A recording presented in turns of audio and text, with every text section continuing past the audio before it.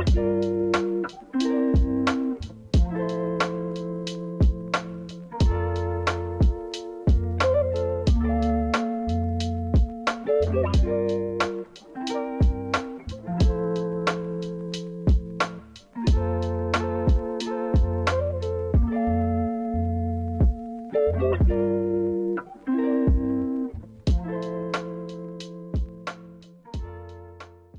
up? I just realized I'm wearing the same shirt there. What's up, guys? DTech2A here. Welcome to the last video of the car that you just saw all the work being done before and after, at least the cosmetic side, but there was a lot of engine work as well. But it's gone. After about 2 months, it is gone. Well, for you guys, it was like 4 months. And for me, it's about 3 months. Let's get into that. Happy New Year's, happy Thanksgiving, happy Christmas, anything that can be done. You guys are seeing this on January 7th, 2026. Weird to say because I'm still in 2025. Today is December 11th, 2025. The Chevy Sonic, it has sold. Was it worth it? Let's find out together. But here is the price breakdown of everything that we did to the car and the cost of it and how much we made and everything else. So starting off with the car, I bought it in late August. I think it was like August 28th or something. I bought it for $933.40. That's with every fee, tax included from IAA, Insurance Auto Auctions, where I bought the car from. That's with everything. $933.40. That's our starting point. The trailer for me to tow the car to the house was $55. All the fuel combined with towing the car from the store runs with the Prius, everything was $47.70. That's as accurate as I can get it. And that's with the fuel that I put into the vehicle as well when I had to, because I ran out. The pass to get into Jalopy Jungle, buying the stuff at the junkyard, was $3. And then at the junkyard, we got the headrest for $17. We got the light assembly, the rear light assembly, and the rear seat assembly for $34. And then the hose that we had to replace again because I broke it on that video. Actually, the hose, or the tank I should say, I didn't break the hose, I broke the tank, but the tank and the hose together were $9. The PCV hose that we did, $19.07. Fuel injectors were $52.99.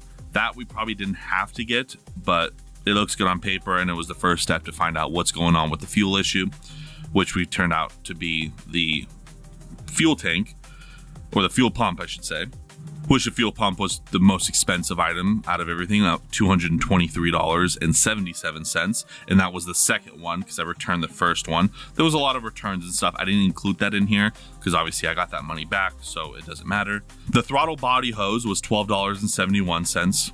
The water pump was $60.10. The floor mats for the car were $21.19. The oil that we had to replace twice, plus the filter, was $49 total. The gear shift knob was $18.01. The engine air filter was $10.83. The spark plugs were $36.03. The cabin air filter was $7.51. The intake tuning valve was $13.77. The thermostat was $37.09. And then all the coolant that we bought for the vehicle, the dextrose coolant, was $31.88. The tires mounted and the tires themselves was $160. That was a huge savings. I was about to spend $305, but I found really good newish used tires for half the price with mounting. The valve cover was $38, and that came with the valve cover gasket that I luckily was able to return, but that saved me about 13 bucks. But yeah, either way, $38 for the valve cover. The axle nut was $10.75.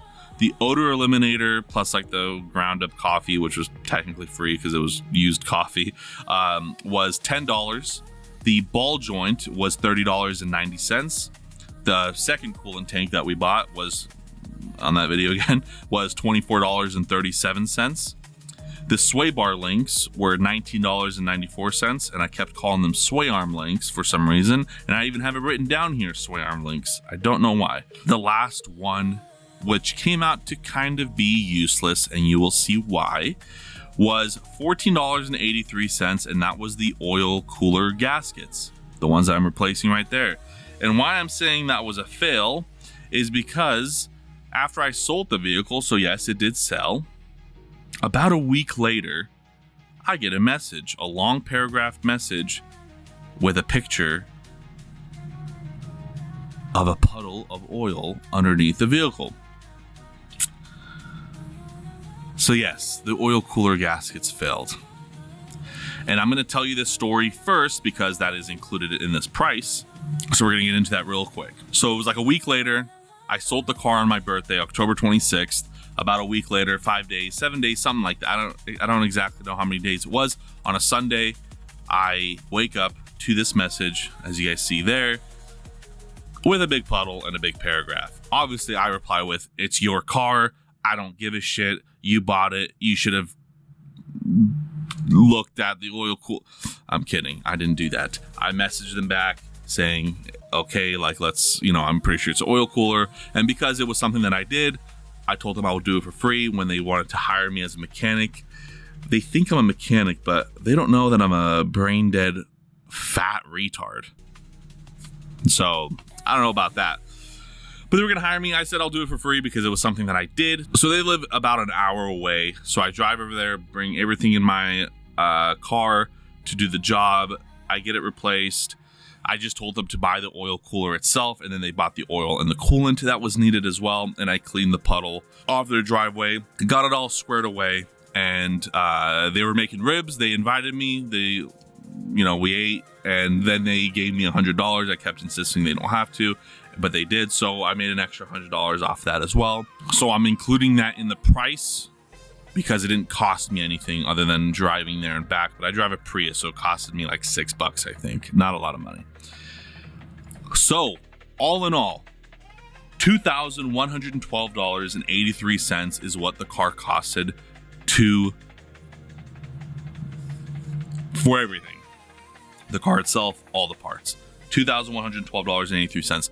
This is including $10 for the nut socket and then just $100 of miscellaneous charges, whether that's extra tools or little thing, the cleaning supplies, all that, the water from the house when I was cleaning it, all that little stuff, right? Electricity, whatever. That was $100 plus the nut socket. I didn't include any other tools in there because all the other tools I'm going to be using for different vehicles, and I will forever have those tools. So tools I didn't put in this, but anyways, $2,112.83. I sold the car for $2,200. No, I'm kidding. $4,500 is what I sold the car for. Plus, I made the extra $100. So $4,600 is what the car went out the driveway for. That's about $2,500 of profit that we made on the vehicle. Time-wise, I don't know how long it actually took me to do. I had to research a lot of things because everything I did on the car was a new project for me. All I've ever done on a car was like spark plugs, oil changes. I did camber arms once on my Civic, little things, right? And that was like, God, at this point, 15 years ago. So I really haven't worked on vehicles at all before this one. The Chevy Aveo that I did, the first one, there was really nothing to be done. But this car taught me so much. So there was a lot of research being done. This thing would break, this thing would be, needing to be fixed and whatever.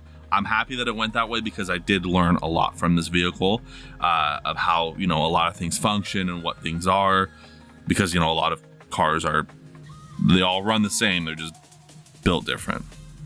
Kind of like Mexican food. It's all the same. It just wraps different.